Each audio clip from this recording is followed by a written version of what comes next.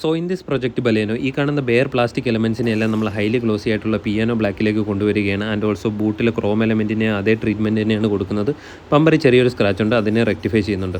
First of all parts എല്ലാം ഇളക്കിയെടുത്തതിന് ശേഷം അതിനെ നന്നായിട്ട് സാൻഡ് ചെയ്തിട്ട് അതിൻ്റെ മുകളിൽ 2K പ്രൈമർ അടിച്ച് അതിനെയും സാൻഡ് ചെയ്തിട്ടാണ് നമ്മൾ ഫസ്റ്റ് PU ബ്ലാക്ക് കൊടുക്കുക.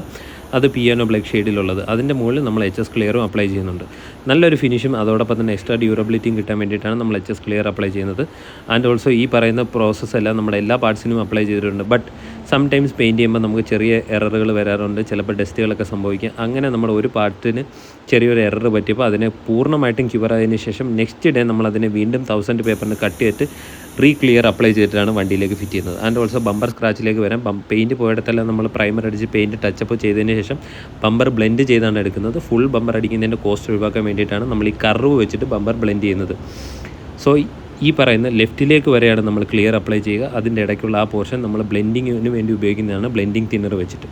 എന്തായാലും നമ്മൾ അതിലും ക്ലിയർ എല്ലാം അപ്ലൈ ചെയ്ത് അതെല്ലാം ക്യൂർ ആയതിനു ശേഷം അത് വണ്ടിയിലേക്ക് ഫിറ്റ് ചെയ്യുന്നതാണ്. ആൻഡ് ഓൾസോ ഈ ഒരു വണ്ടിയിൽ നമ്മുടെ ഹെഡ്ലൈറ്റിന് ചെറിയൊരു സ്ക്രാച്ച് ഉണ്ട്. അപ്പോൾ ആദ്യമേ നമ്മൾ അതിനെ 1000 പേപ്പറിന് ദെൻ 1500 2000 2500 പേപ്പറിനെല്ലാം കട്ട് ചെയ്തതിന് ശേഷം കട്ടിങ് കോമ്പൗണ്ട് വെച്ച് ബഫ് ചെയ്തെടുത്തിട്ട് ഫൈനൽ വാക്സും എടുത്തിട്ട് ഫൈനൽ റിസൾട്ടുകളിലേക്ക് എത്തിയിട്ടുണ്ട്.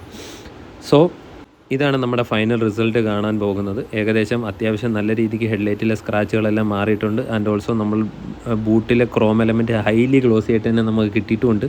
അതിൽ വളരെ സന്തോഷം. എപ്പോഴും അത് സംഭവിക്കുന്നില്ല, ബട്ട് നമ്മൾ ചെയ്യുമ്പോൾ എന്തെങ്കിലും എററുകൾ വന്നു കഴിഞ്ഞാൽ നമ്മളത് വീണ്ടും റെക്ടിഫൈ ചെയ്തിട്ടായിരിക്കും തിരിച്ച് വണ്ടിയിലേക്ക് ഫിറ്റ് ചെയ്യുന്നത്.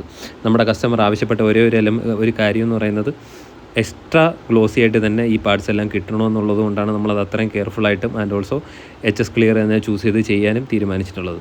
എന്തായാലും റിസൾട്ട് കണ്ടിട്ട് എങ്ങനെയുണ്ടെന്ന് നിങ്ങൾ തന്നെ കമൻറ്റിലായിട്ട് അറിയിക്കുക. തീർച്ചയായിട്ടും വർക്ക് കണ്ടെങ്കിൽ സപ്പോർട്ട് ചെയ്യാൻ മറക്കരുത്. Thank you so much for watching CME. Until next time, bye bye.